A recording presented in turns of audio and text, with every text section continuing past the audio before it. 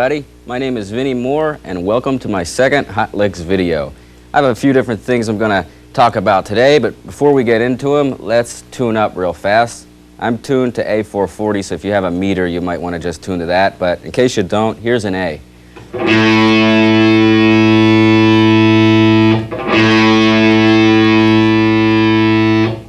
Okay, there you go. All right, the first thing I'm going to cover today is a section on triplet picking. The triplet can be a good vehicle to use for speed picking and also for moving around to different positions on the neck pretty conveniently. So I'm going to cover some really simple ideas that are basic and show you how you can build them up to come up with some cool sounding ideas. Okay, I'm going to base this section around the key of D minor just for the sake of simplicity. I'm going to start off with some descending triplets. All right, the first thing is going to be a simple three-note descending triplet containing the notes F, E, and D. And one thing we can do with that is move it up the neck or up the D minor scale diatonically on one string and come up with this. I'll play it fast for you and then I'll slow it down.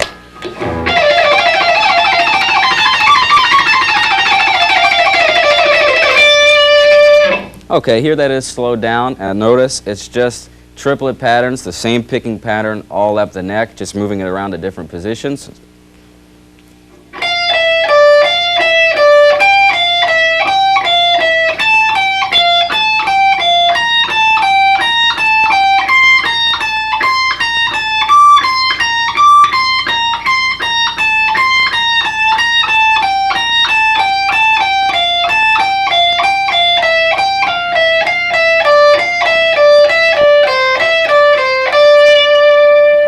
There you have it, a real simple triplet idea, and you can use it to build up a cool sounding lick. Now let's take that same principle, but instead of using just one string for this idea, let's move the lick across all the strings, right down the D minor scale like this.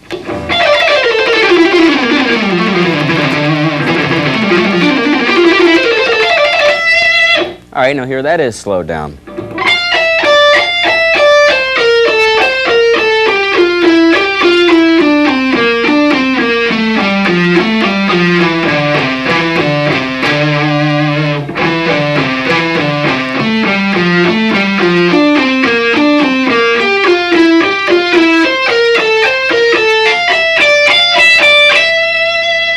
All right, so there's another example of what you can do with that simple triplet. Now let's take a two-note group here and build 6 notes, 2 triplets on 2 notes. The basic 2 strings, excuse me. The basic pattern will be this. We can take that and move that up the neck, and then also move it down the scale, just like we did the single note triplet. So here it is.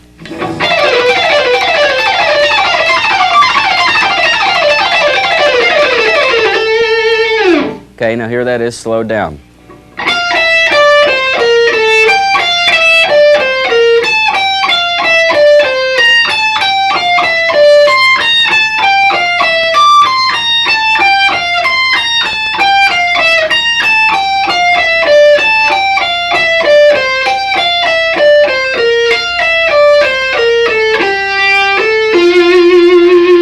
All right, now let's take that and move it across all the strings down the D minor scale.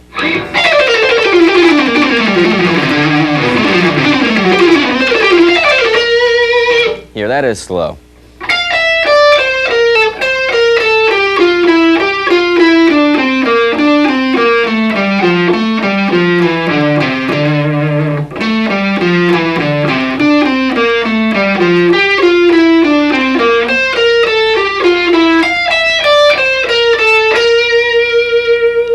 All right, so there's a bunch of different things you can do with a simple descending triplet. You know, you can build a bunch of cool licks from that. I'm going to give you an example here. I played on a Pepsi commercial a few years ago, and I used one of these very licks that I just showed you. So I'll show you what I'm doing here just as an example of how you can use something really simple to kind of build an exciting lick.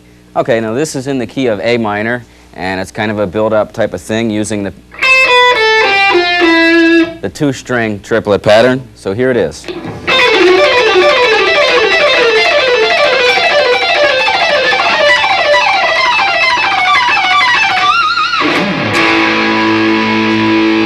All right, now here that is slowed down.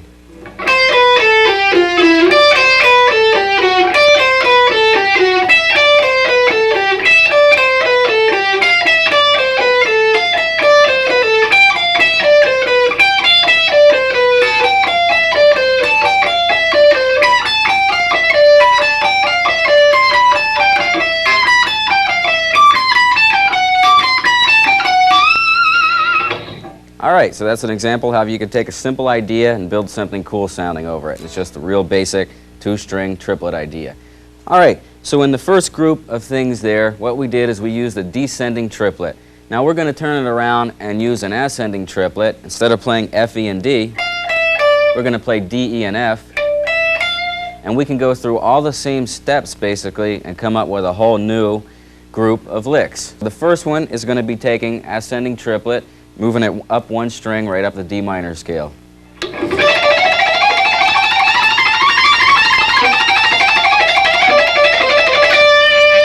Now here that is slow.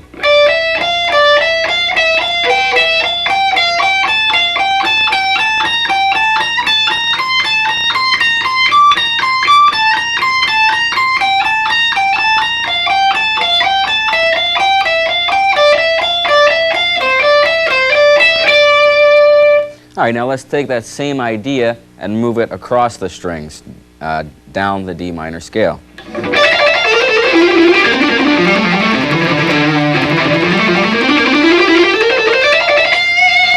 Okay, here it is slow.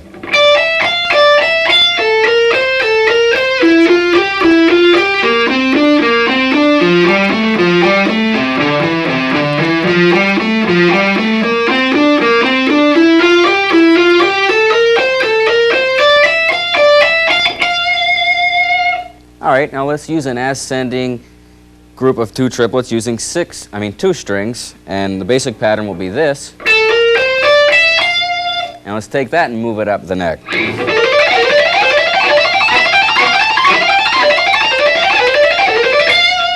Here it is slowed down.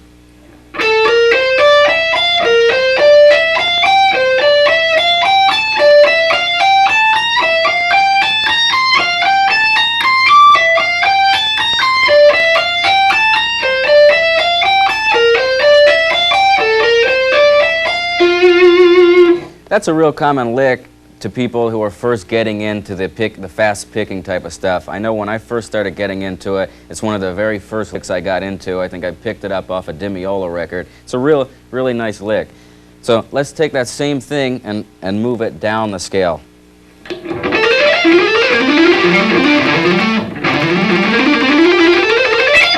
Okay, here that is slowed down.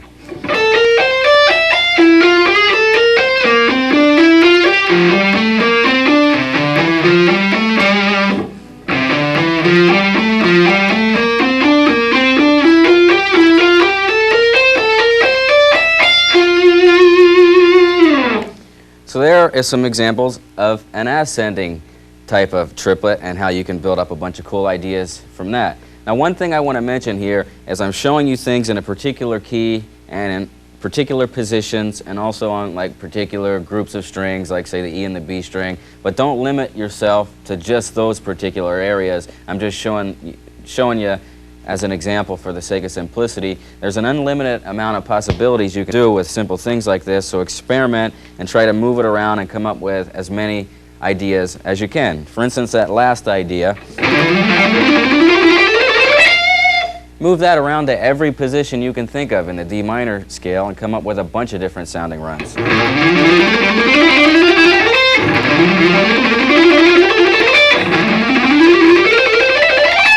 There's all kinds of things you can do with each one of these licks, and another example is when I show you things on one string or two string like this. You can play that on any string. So again, just experiment and come up with as much as you can based on these ideas. Okay, the next lick is going to be a little bit more difficult. It's a three-string lick, and your right hand is going to have a tendency to want to start to play a downstroke when you should play an upstroke. So I'm going to play the lick and I'll slow it down for you and I'll show you what I mean. Some of the groups of strings are going to start with a downstroke and some of the groups are going to start with an upstroke, and for some reason, you know, the right hand has a natural tendency to want to start each new lick with a downstroke, but make sure you really work on consistently picking down, up, and, you know, keep that together. Okay, so here's the lick.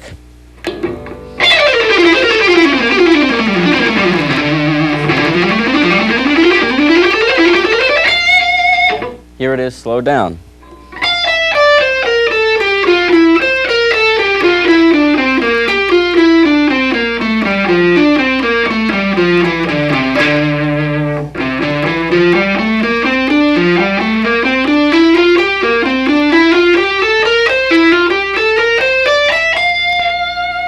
So if you notice, each lick basically lasts for 9 notes and has 3 strings.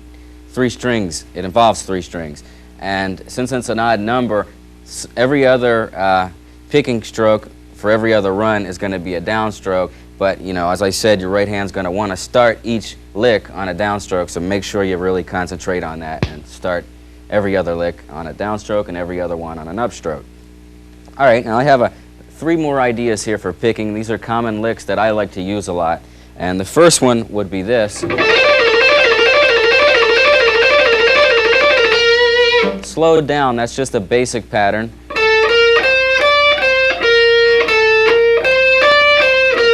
Basically 2 triplets. You can do 2 things with that. You can just keep it in one position and play it over and over again. Or you can move it up the neck.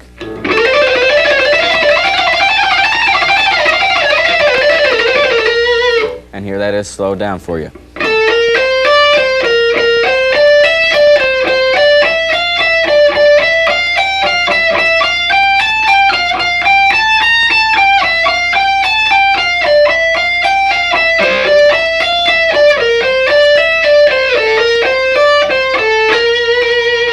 They're harder to play slow, actually. Okay, the last 2 are going to be really classical sounding. I got them from listening to violin and also flute players, or flutists, wherever you want to call them. But anyway, it's going to be, again, a 6-note pattern, a group of 2 triplets, and the first one will be this. Now you can take that and move it up 1 string.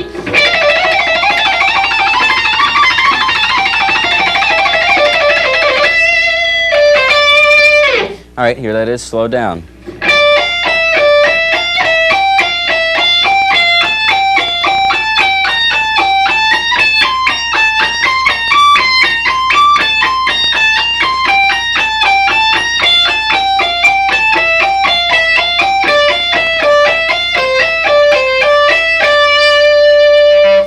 Now, you can also move that across all the strings like this.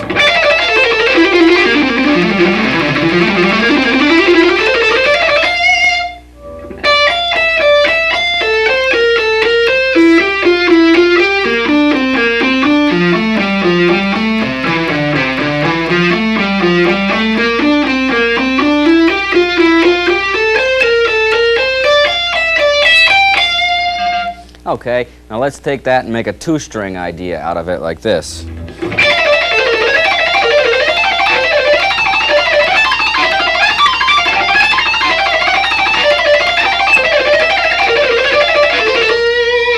Here it is, slowed down.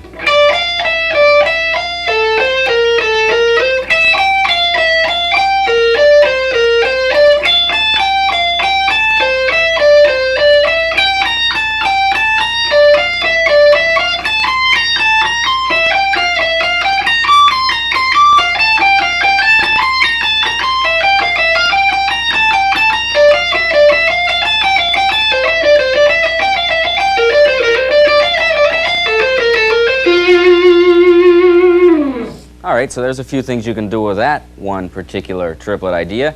So the next and final lick is going to be that same type of thing, but actually backwards. It's going to be this. That'll be our basic lick, and we're going to take that and move it through all the same stages. So here it is, up 1 string.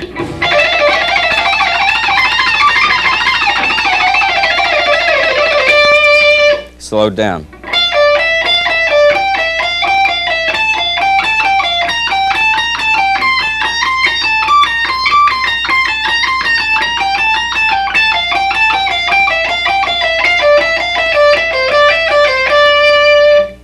it across all the strings.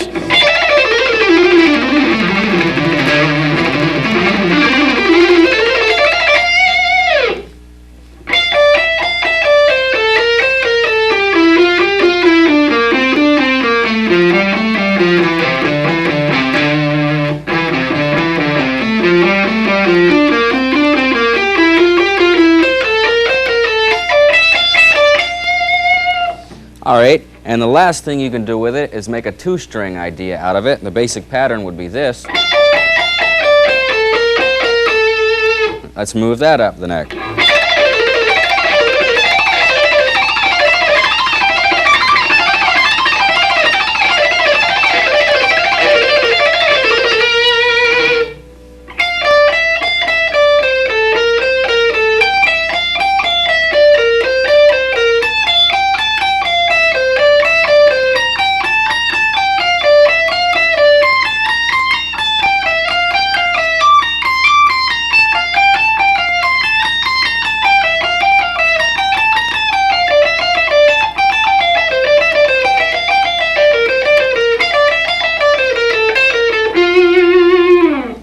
Alright, so there you have it. There's a bunch of different triplet picking type of ideas, and I hope it is very clear to you that by just taking simple triplet ideas, you can build up just a bunch of cool sounding riffs. They're a good vehicle for speed picking. They make it real easy for that, and also it is very easy to move around on different positions of the neck with your left hand using, you know, these type of patterns. It makes those easy also. Okay, that's going to complete my triplet pattern section, and I'm going to move in onto another section here. I'm going to cover modes. Alright, I've done like 100 clinics in the past year and a half, and to my surprise, I've learned that most guitar players out there don't have a clue about what modes are, and a lot of them who do know about them are really confused by them. So I decided that since it's such an important thing, that I was going to try to cover it here in very simple terms. I'm going to show you the way I look at it, and hopefully I can clear it up for people that are confused. And for those of you who know nothing about modes, I hope you can see how important they really are to your guitar playing, your improvisation, and also your songwriting. So let's get started on these. I'm going to use the key of C major for my examples, and of course everybody knows the notes in C major are C, D, E, F, G, A, and B. The first thing we should do is look at a chord scale in the key of C major. These are going to be all the chords, the basic major and minor chords in this particular key. Okay, so the first chord is going to be C, obviously, it's the root. The second chord is going to be D minor. The third chord is E minor. Fourth chord is F. And then G, A minor, and then B half diminished. Or you could call that a B minor 7 flat 5. It's the exception chord here. It breaks the rule because there's a flat 5, so it's a little weird. And then, of course, we'd be back to our octave C major. So there you see we have 7 different chords based on the key of C major. And it's really important to know that each chord is related to the key of C major. None of the notes in any of the chords goes outside of the key of C major. Everything is related. It's all the same notes, but just starting from a different point within the scale. So the first thing to learn about modes, which is actually the hardest, is remembering the stupid names. You know, some guy probably 15,000 years ago named these, and he probably did it just to confuse us guitar players in the 20th century. But anyway, it's real important to remember the names of these, so I'm going to give you the names, and through the magic of television, we'll flash them across the screen.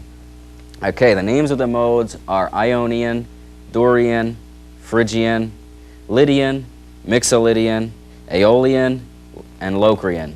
Told you that was pretty weird. Okay, it's important to remember 2 things, as I said before, the names of the modes and also the order in which they come in, because the order in which they were just listed and that I just mentioned them in is consistent. That's always the order they come in, and so remember that order. Kind of like your alphabet.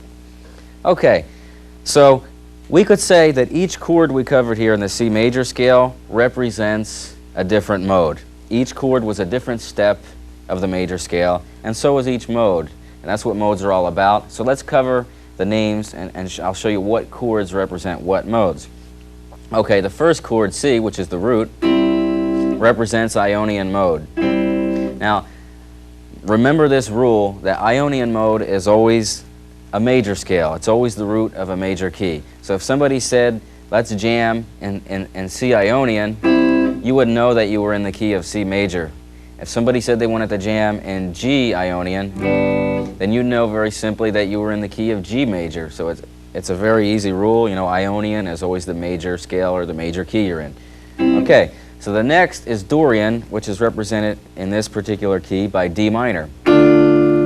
We know two things about Dorian. We know Dorian is typically a minor chord, and also that it is the second step of a major scale. Okay, the next mode would be Phrygian, which is represented by E minor. Phrygian is typically a minor chord, and also it is the third step of a major scale. Okay, the fourth step is Lydian, which is F in this case. The fifth step is Mixolydian, which is major, which is G. The sixth step is A minor, which is Aeolian. Now, okay, here's rule number 2. Everybody knows that a major key has a relative minor. In this particular key, C major, the relative minor is A minor. And this represents Aeolian mode. So the rule is Aeolian mode always represents the minor scale or the minor key that you're playing in. So remember that because it's going to be easy to relate things to that later. Okay, so our final chord here is going to be the B minor 7 flat 5 or the B half diminished. It's going to represent Locrian. This is the weird one in the bunch. So that completes the 7 different modes. So I showed you all the chords in a major scale, and we showed you what chords represent what modes by the name. Okay, so the next thing I recommend that you do is put all these chords on tape, either with a drum machine or a click track so you can keep time, and practice playing a 1-octave scale over the different modes. So in other words, start first with a C chord, put that on tape, and play a C scale over top of it in 1 octave.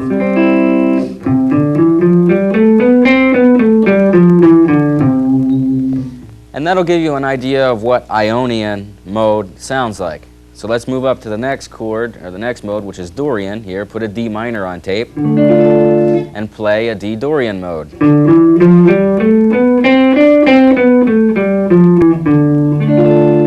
And one thing I want to stress before I move on here is right there on the D Dorian mode, I didn't play a D minor scale, I didn't play a D major scale, I played a D Dorian mode, and all that is basically a C scale but starting from a D note. So don't get confused and think just because I'm starting with a D here that I'm going outside of the key of C major. I'm not. I'm using all the same notes as I will with all these different modes. And I would kind of relate this to the piano. It's if you played all the white keys on the piano, you'd be playing in the key of C major, obviously. You could start a scale on the C note and play, and you'd be in C major. You could also start a scale on the D note, the E note, the F note, any note. As long as you played all white keys, you'd still be in the key of C major. So don't get confused and think I'm going out of key here. I'm not. All right, so the next mode is Phrygian, so put the E minor chord on tape and play the mode over it.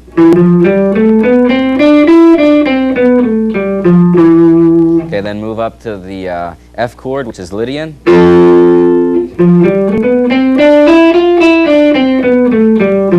that gives you a good idea of what the Lydian mode sounds like.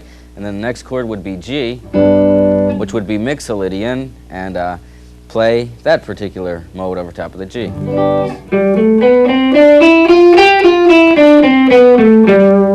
It's a good idea of what Mixolydian sounds like. The next mode is Aeolian, which is A minor, which we said was the root of the minor scale. Put that on tape and play a 1-octave scale over it.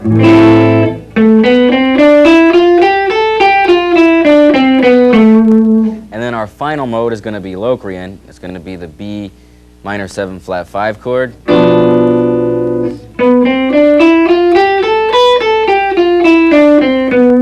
So that gives you a good idea of what Locrian mode sounds like. Okay, so we went through all the different chords, modes here, and we played a 1-octave scale over them. And the whole point, really, in this was to show you, basically, that we're not going outside of the key of C major. We're just starting at different points in the C major scale. Many people get confused by that and think you're like changing the notes in the scale, and they get really confused, but you know, don't let that happen. You're basically only in one key here, but starting at different points. Okay, so now what we're going to do is we're really going to define the sound of the modes. What we're going to do is take one bass note, and it's going to be a B here, and I want you to put this on tape and play all the different modes over this B note. So in other words, we're going to play B Ionian, B Dorian, B Phrygian, B Lydian, B Mixolydian, B Aeolian, and B Locrian. So we're going to have a bunch of different modes all over the B note, and this is going to help you really hear the different and the tonalities of all the different modes. So the first thing we're going to do is want to build a B Ionian. Now, as we said before, B Ionian, the Ionian mode is always a major scale, so very simply we're going to be in the key of B major. So put a B note or a B major chord on tape, and then play the B scale over it, and then improvise with it a little bit just to get the feel for what it sounds like.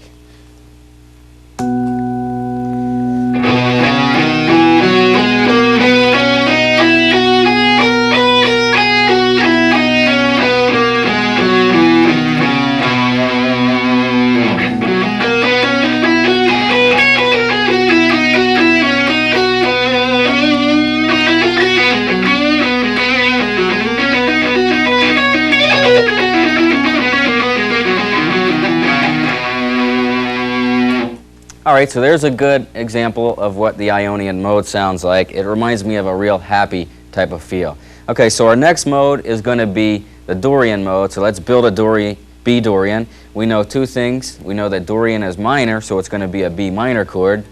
And we also know that Dorian is the second step of a major scale. So the way I look at this is, rather than, you know, remember all the notes in a Dorian scale, you know, the typical way it's taught is like the Dorian is a major scale with a sharp this or a flat that, you know, who really cares? All you need to do is relate it to the basic key you're in. And since we know that Dorian is the second step of a major scale, then obviously the first step is A. So very simply, you know you're in the key of A major, but you're playing over the second chord, B minor, and you're starting with a B note. So put the B minor chord on tape and play the B Dorian scale, which is going to be the A major, starting with a B note.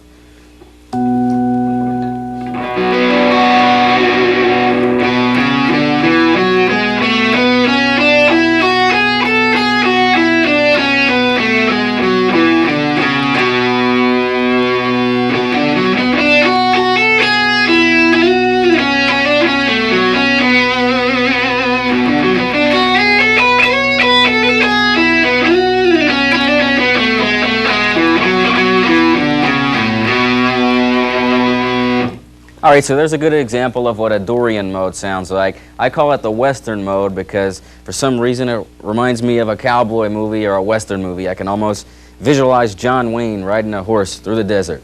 It might not remind you of anything like that, but I think it's real important to get a visualization of each mode or each sound, because if you can kind of be reminded of a different feeling or a different, even a song or, you know, a Western movie, whatever. If a mode can remind you of something, then it's going to be easier for you to remember the sound of that mode, and I think it can be real helpful in the long run. So try to visualize the sound, you know, put it into some thoughts in your head so you can easily remember it. Okay, so the next thing we want to do is build a B Phrygian, because Phrygian is next in line. We know that Phrygian is typically a minor chord, and it's the third step of a major scale. So if B is the third step, then obviously our first step must be G. So we know we're playing in the key of G major, and its relative minor would be E minor. So we'd be playing in G major, E minor, but starting with a B note over a B chord. It's as simple as that. So put the B minor chord on tape, play the scale over it, and then improvise to get a feel for it.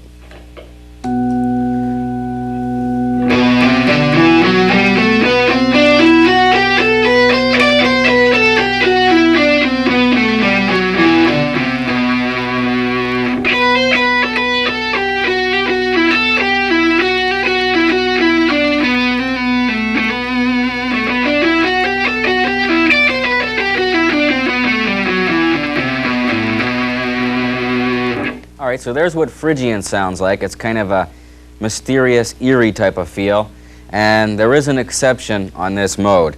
We said that it was typically a minor chord, but one thing I want to point out, and this is done a lot in classical music, is you can substitute a major chord here. So we'd make B minor, B major, which would mean we would change the D note to D sharp. Make B major. So now go through, put the chord on tape again, play the scale, but what you have to do is, since we made D, D sharp, we have to change all the notes in the scale from D to D sharp. Okay, so here's what that sounds like.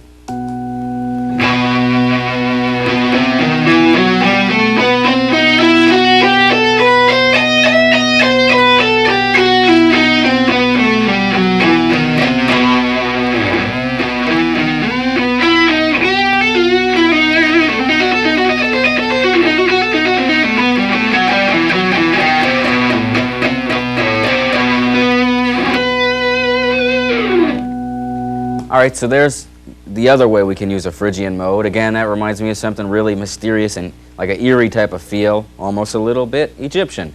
Okay, so our next mode in line is Lydian, so we're going to build a B Lydian. B Lydian. Lydian is a major chord, so it's going to be B major. And Lydian is the fourth step from a major scale, so very easily we can find out that the first step is F major, so we know we're in the key of F major, and the relative minor would be E flat minor. So let's play that scale over the B chord, which is going to be Lydian mode.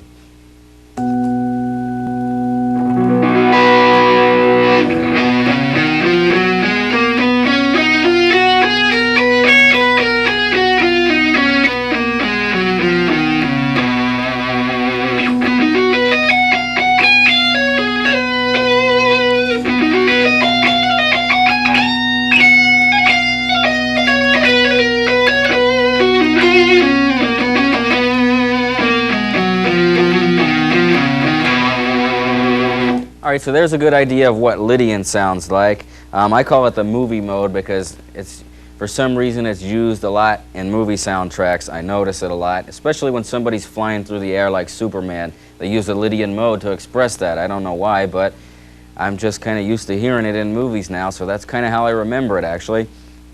So, you know, again, put that on tape and play the Lydian mode over it. One thing that really defines the Lydian mode is that there's a tritone. Over the B chord, we have an F note in there, which is really kind of weird, but if you play the B and play the F in a higher octave, you get like a really cool kind of effect.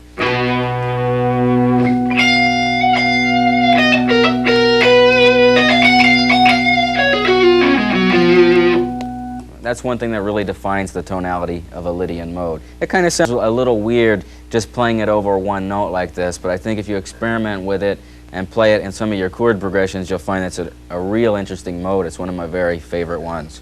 Okay, so our next thing we're going to do is build a Mixolydian mode, a B Mixolydian, because Mixolydian is the next in line. So we know that Mixolydian is a major chord, so it's going to be B major. And we also know that the Mixolydian mode is the fifth step of a major scale, or we know that Aeolian follows Mixolydian. So if somebody said, "Hey Vin, let's jam and be Mixolydian," how I would know where I was at is I would relate it to the Aeolian mode, which is right after it. So I would quite simply look at the neck, play the B chord, move it up a whole step to the Aeolian mode, which is a C sharp minor chord. So I would know that I was basically in the key of C sharp minor, or E major would be the relative major, and I'd just be starting from the B note. So put that on tape and play the C sharp minor scale starting with B, and you'll get the Mixolydian tonality.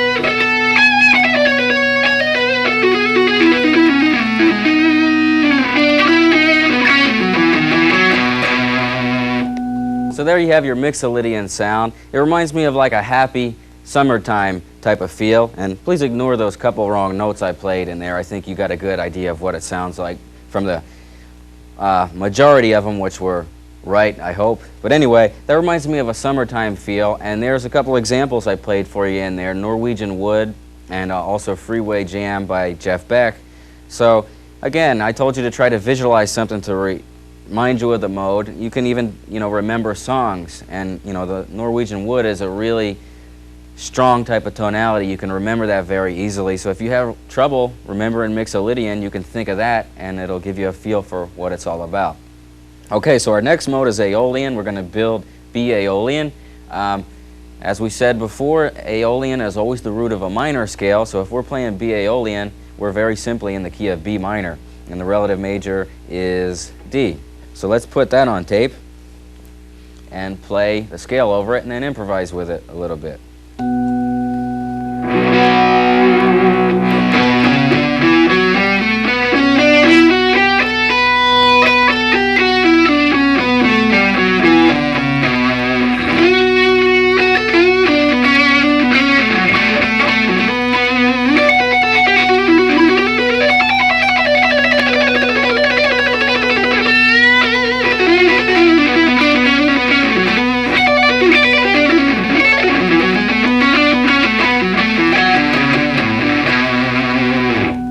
Alright, so there's B Aeolian. That's one of the most common modes, Aeolian and Ionian, because they're just basic major and minor scales. Everybody's pretty familiar with that tonality already, I assume, and to me that reminds me of like a more sad type of feel. Okay, so our last and final mode is going to be the weird one, Locrian, and so the chord is going to be a B half diminished, and put that on tape and play the scale over top of it, and then improvise with it a little bit.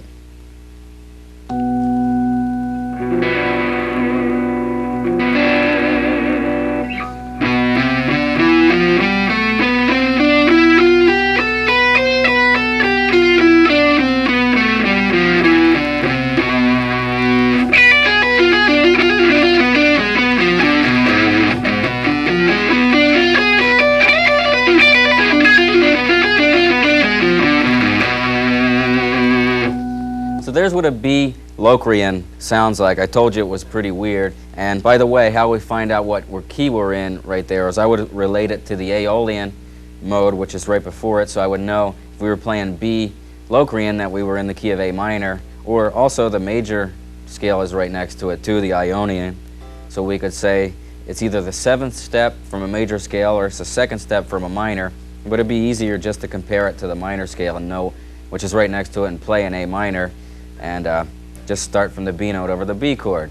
To me, that's the most difficult lick to play over. It's a little too weird for me. I'm not real comfortable with it, but the best way to do it, or what I normally do, is just to play a bunch of diminished triads over top of it.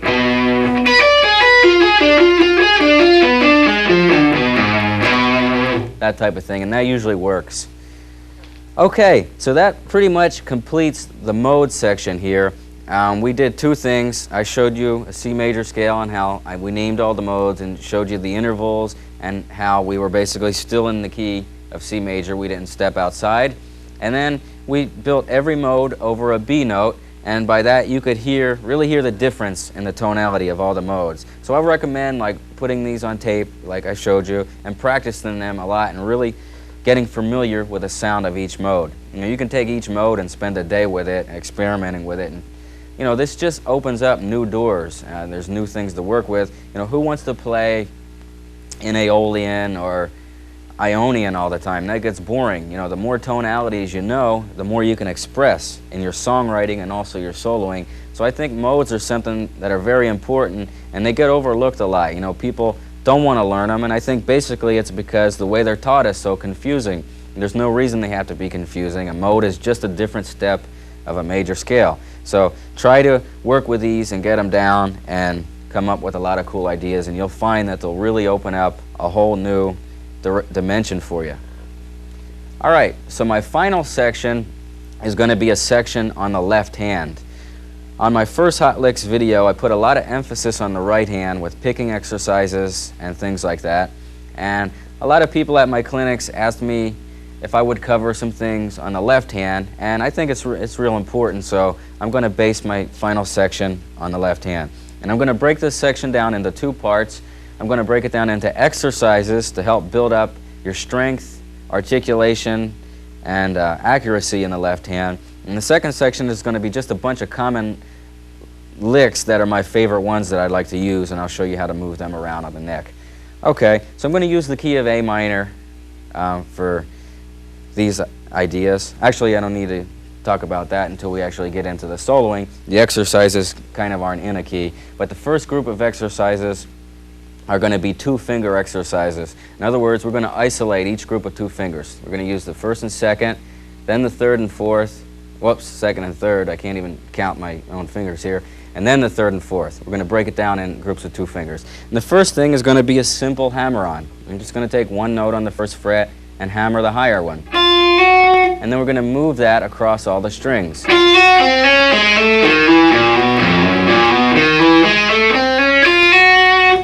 Okay, now we'll do that same hammer-on thing with the second and third fingers.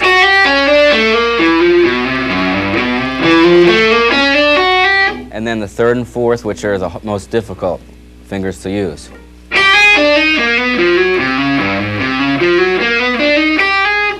Okay, so now we're going to do that same thing backwards. We're going to use a pull-off, so we're going to start with a higher note and pull off to a lower one. And let's use each group of two fingers for those also across the strings.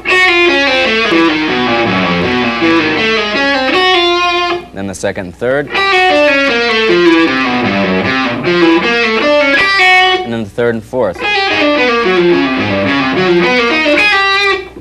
Okay, now what we're going to do is a hammer and a pull. So we're going to play a note with a pick, hammer a higher note, and pull back down to the original note. So it's kind of a trill type of idea. We're going to go through all the same groups of two fingers.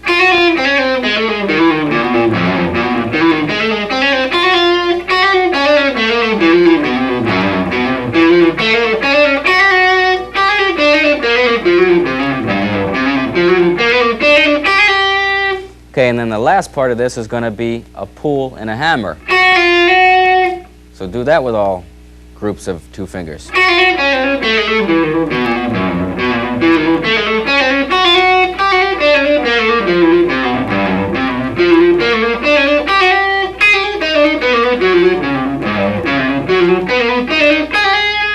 So that completes the two-finger exercises, and I'm sure they sound really boring, and they're a little boring to play sometimes too, but they're really going to help your left hand if you can do these over and over again. Okay, so now let's move on to some 3- and 4-note or finger type of exercises here. And the first one is going to be a basic 4-note hammer-on, and we're going to pick the first note and hammer chromatically 3 higher. And let's move that across all the strings.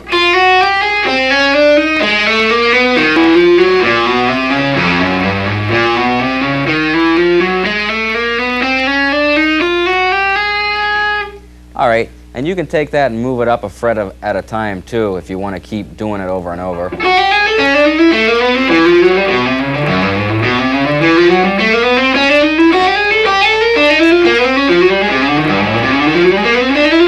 Start at a comfortable speed and then gradually build up the speed as, you know, a week or two go by. But one thing I would recommend with these exercises is using a metronome, especially in this example, because your fingers are going to have a tendency to want to rush the notes and not hit them right on the beat. So if you use a metronome, it'll really help your timing, and you'll be able to, you know, monitor how each finger should hit the note right on the beat. Okay, so the next thing is going to be pull-offs using 4 fingers. So we're going to start with a higher note and use a bunch of pull-offs.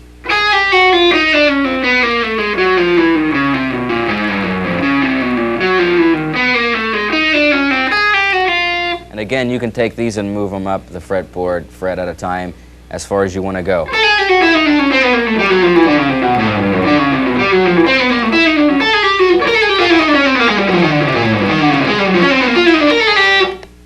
All right, so now let's do some 3-finger exercises. Let's use the first, second, and third finger and do some hammer-ons and then some pull-offs. So the first hammer-on is going to be this.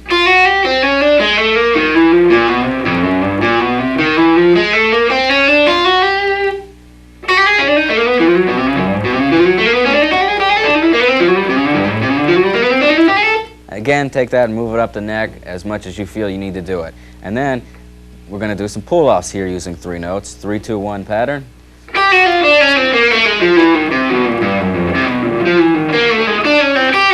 And again, you can take that and move it up. Okay, so we did some 3-note exercises using these 3 fingers. Now we're going to get into the real killer ones, which are these 3. So we're going to do the same basic exercises, but you're going to find that it's a lot more difficult because this part of the hand isn't as strong. So first, let's do the hammer-ons.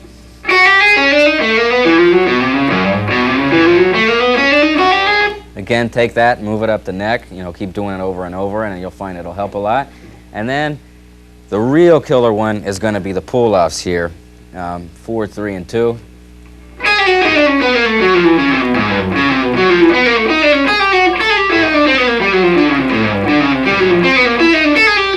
My hand's like ready to fall off already from that one just by doing it like 2 cycles there. So that's a really, really hard exercise, but it'll really help strengthen your pinky, and it'll help all your fingers. All these exercises will help all your fingers kind of work together as a team. Like this could be the quarterback, and like, you know, this is the lineman, and whatever. I'll stop there. Okay, so that pretty much completes the exercise section. One thing I want to stress that's real important is, you know, really push yourself with these, but don't push yourself to the point where you think you might hurt yourself. For instance, if you feel any pain, then just stop for a while and come back to it.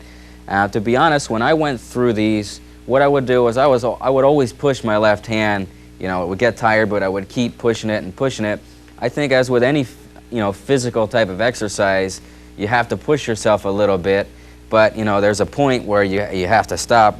There's a point that is too much. So be your own best judge of this. And if you feel you're going too far to where you might hurt your hand, stop for a while and come back to it, especially if you feel any pain. But remember, push it a little bit.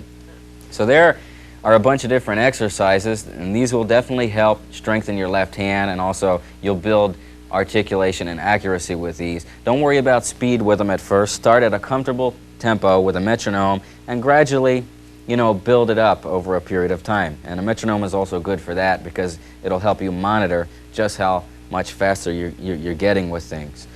Okay, so my last section of the left hand here is going to be a group of licks. And these are just basic licks that I like to use a lot. The first one I'm probably not even going to be able to play after doing that last exercise. But anyway, here's my best shot. All these are going to be in the key of A minor.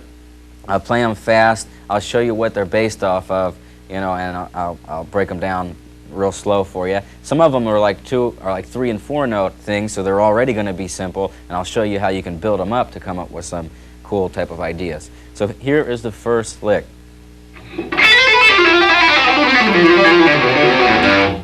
All right, now I'm going to show you what that's based on. It's based on a simple group of 8 notes, and here it is, the basic lick.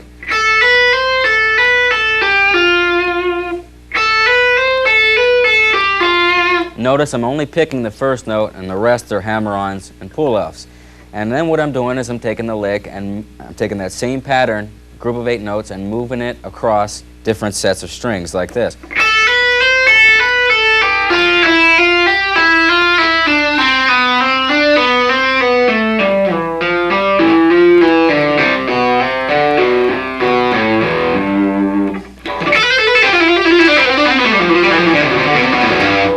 And notice I'm only picking the first note in that whole lick. You know, I'm picking the A note, and from there on it's all left hand. It requires a lot of physical strength, and I think the exercises I just showed you will really help you build up that if you don't already have it. And one thing that you'll find is that by tensing up and really trying to play hard with your left hand is going to be the worst thing you can do. The more you practice the exercises I showed you, the more you'll learn how to relax your left hand and just be really light, and you'll be able to do, you know, licks like this, you know, very light with no tension in your arm, and it'll be a lot easier than trying to play it hard. Okay, so my second idea is going to be based on 2 strings, and it's going to be something that moves down the neck and back up the neck, and here it is.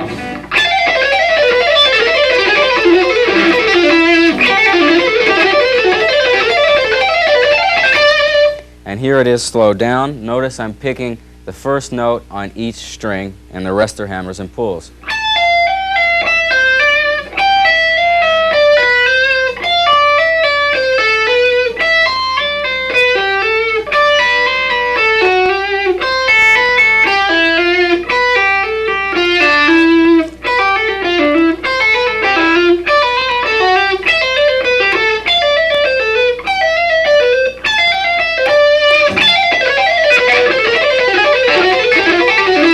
There's a cool idea. My next lick is going to be a simple 4-note lick. It's just going to be the notes A, C, B, C. And again, you're just going to pick the first notes and hammer the rest. And you can move that across the strings and it's a cool lick.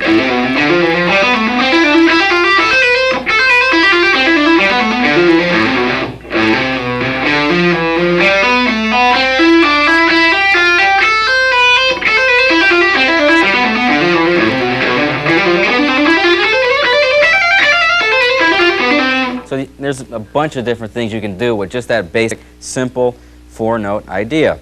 Now here's a 3-note idea. It's going to be the notes C, A, and B. And you can take that and move it across the strings.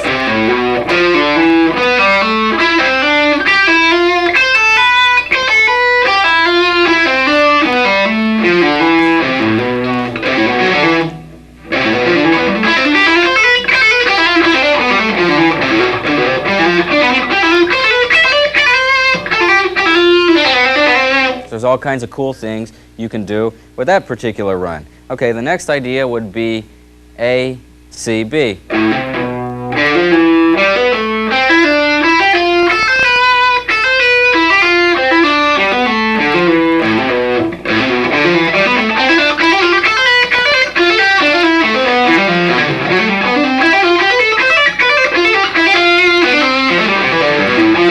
There's all kinds of, neat little ideas you can do with that idea also.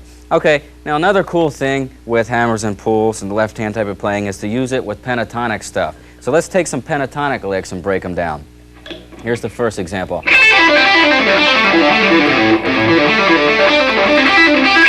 Here it is, slowed down.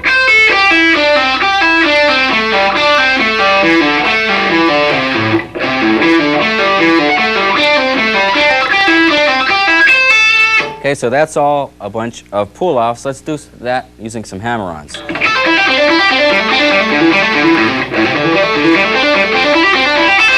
All right, now let's slow that down.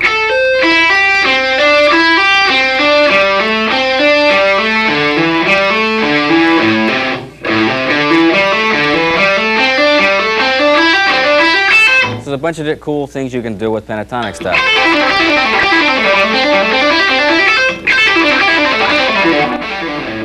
All right, here's one of my favorite ideas using stuff based on pentatonics, but it kind of goes outside the pentatonic scale, but you'll get the idea. Here it is.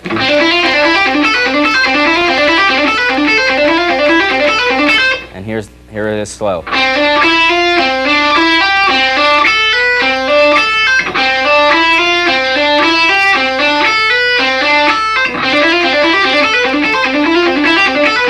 And that's just a series of hammer-ons. Now another cool thing you can use here is diminished type of runs. I'm going to play you a diminished run that I played on my latest record, Time Odyssey. It's in a song called, what is that song called? Race with Destiny. Here it is. I'll play it for you and I'll slow you the diminished run down.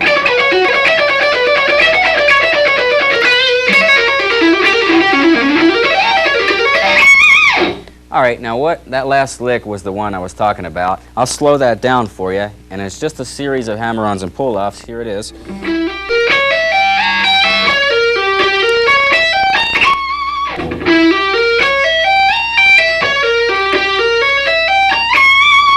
A lot of my friends were complimenting me on that, how fast I picked that particular line. I never told them that it was all hammer-ons and pulls, so if you happen to see any of them, don't even mention it to them. But that's just another example of how you can take some hammer-ons and do some diminished type of runs. It's really hard because they're wide stretches and also because you're skipping a string in there, but if you work on it, you can come up with some cool things based on this idea. There's all kinds of things you can do. Okay, so my last and final lick here is going to be one of my favorite ones. It's just a simple 8-note type of idea. I'll show it to you and show you how you can move it around.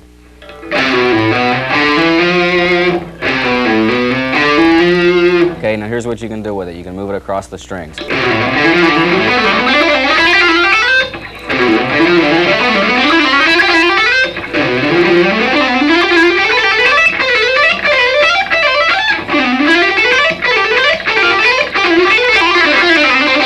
There's also all kinds of things you can do with that line also.